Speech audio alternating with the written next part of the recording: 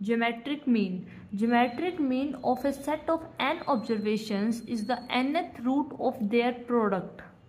Geometric mean जो आपका क्या रहेगा n observations के लिए, उन सब की प्रोडक्ट करके उनका nth रूट फाइंड आउट करेंगे, वो आपका ज्योमेट्रिक रूट होगा, ज्योमेट्रिक मीन होगा. That is given by g is equal to x1 x2 up to xn raise to power 1 by n. Okay, यहाँ से अगर मैं फाइंड आउट करती हूँ taking log both of side, then x1 x2 up to xn raise to power 1 by n. यहाँ भी आपका log आ गया, लॉग में पावर आगे आ जाती है 1 by n log of x1 x2 up to xn, 1 by n log of x1 plus log of x2 up to log of xn. इस चीज को हम ऐसे लिख सकते हैं summation log of xi I from 1 to n. Okay, अब ये आपका log of g है, taking anti log both side, g is equal to anti log of 1 by n summation log of xi. Okay, ये आपका रहेगा i is equal to 1 to n geometric mean. ठीक है, अगर इसी केस में आपके पास फ्रीक्वेंसी डिस्ट्रीब्यूशन का केस बनता है, देखिए यहीं पर, इन case of frequency distribution if xi fi is the distribution given, then g is given by 1 by n summation fi log of xi, i is equal to 1 to n. I think आपको इतना clear हो गया होगा. Geometric mean of the combined group if n1 and n2 are the sizes and g1 and g2 are the geometric means. जो भी आपको series दी है उसके g1 and g2 आपके geometric means गिवन है, तो आप इनका combined geometric mean कैसे फाइंड आउट करेंगे? That is given by log of g is equal to n1 into log of g1 plus n2 into log of g2 divided by n1 plus n2. इसी को आप expand भी कर सकते हैं g3 up to gn के लिए. Geometric mean is used to find rate of population growth and rate of interest हमें find out करना है उसके लिए. और एक आपका इंडेक्स नंबर के कंस्ट्रक्शन के लिए भी geometric mean का यूज होता है, वो आप आगे पढ़ेंगे. Next topic harmonic mean. Harmonic mean of A number of observations जिसमें से आपकी कोई भी ऑब्जर्वेशन जीरो नहीं होगी. Harmonic mean is the reciprocal of the arithmetic mean of reciprocal values. पहले तो जो हम अर्थमेटिक मीन निकाल रहे हैं वो निकालना है रेसिप्रोकल वैल्यूज का. ठीक है, और फिर उसका पूरे का रेसिप्रोकल आपको कर देना है, वो आपका हार्मोनिक मीन आएगा. If i want to n be the n observation, then harmonic mean is given by 1 by n summation 1 by xi. ये तो आपका मीन आ गया. किस चीज का मीन आ गया? आपका रेसिप्रोकल वैल्यूज का. एंड देन इसका भी रेसिप्रोकल कर दिया, क्योंकि आपका मीन क्या रहता? Summation xi divided by n. तो अभी हमने मीन कैसे फाइंड आउट किया? इसकी वैल्यूज का रेसिप्रोकल करके 1 बाय n 1 बाय xi, और फिर इस पूरे का भी रेसिप्रोकल कर दिया, तो ये आपका हार्मोनिक मीन आ गया है.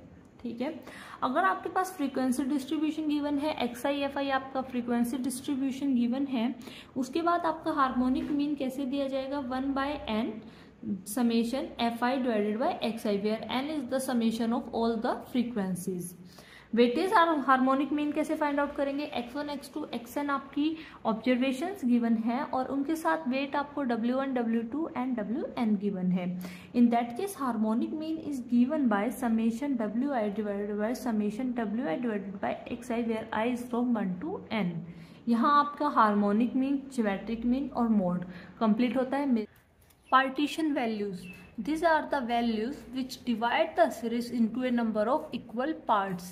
जो कि आपकी सीरीज को नंबर ऑफ इक्वल पार्ट्स के अंदर डिवाइड कर देंगे, उन वैल्यूज को हम बोलते हैं partition values.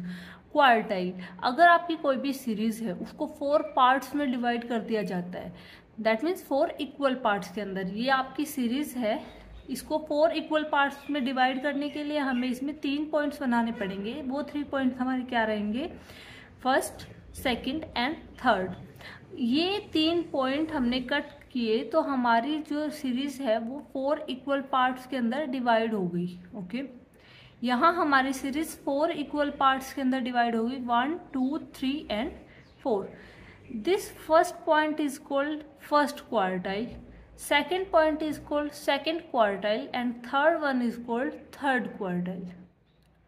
First quartile, this is the 25% of the observations। जो आपका Q1 रहेगा वो आपका फर्स्ट 25% रहेगा।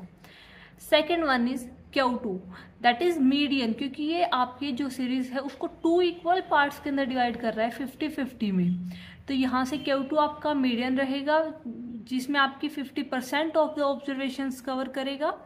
Third quartile is Q3, Q3 आपका रहेगा 75% of the observations.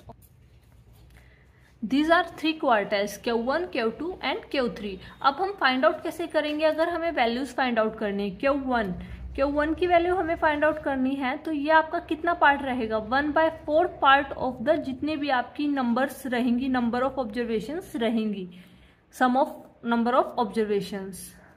Okay, next Q2 आपका मीडियन रहेगा 1/2 of number of observations. Okay, Q3 आपका कितना 75% को कवर कर रहा है, दैट मीन्स आप 3/4 इंटू n करके Q3 की वैल्यूज निकाल सकते हैं।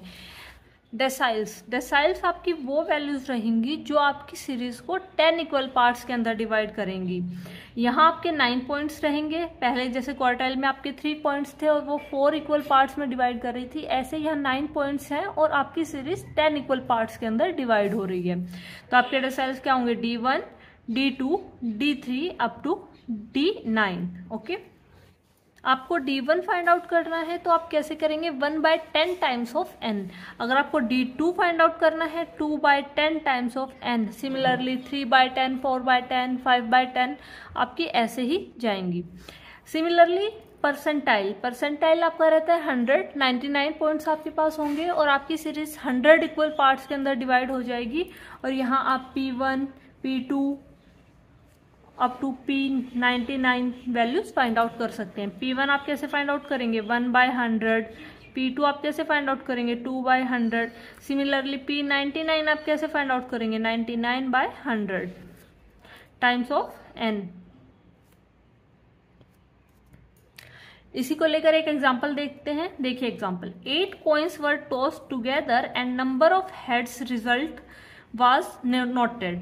The operation was repeated 256 times and the frequencies that were obtained by different values of x, number of heads showing in the table, calculate median, that is Q2,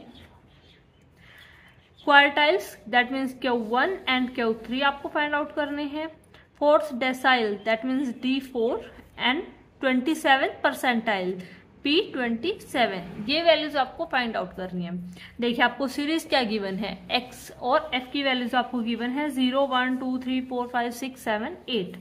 f के लिए आपको values given है 1, 9, 26, 59, 72, 52, 29, 7 and 1। ये values आपको given है, x आपको given है, f आपको गिवन है। अब हम यहाँ से CF फाइंड आउट करेंगे। CF हम कैसे फाइंड आउट करेंगे,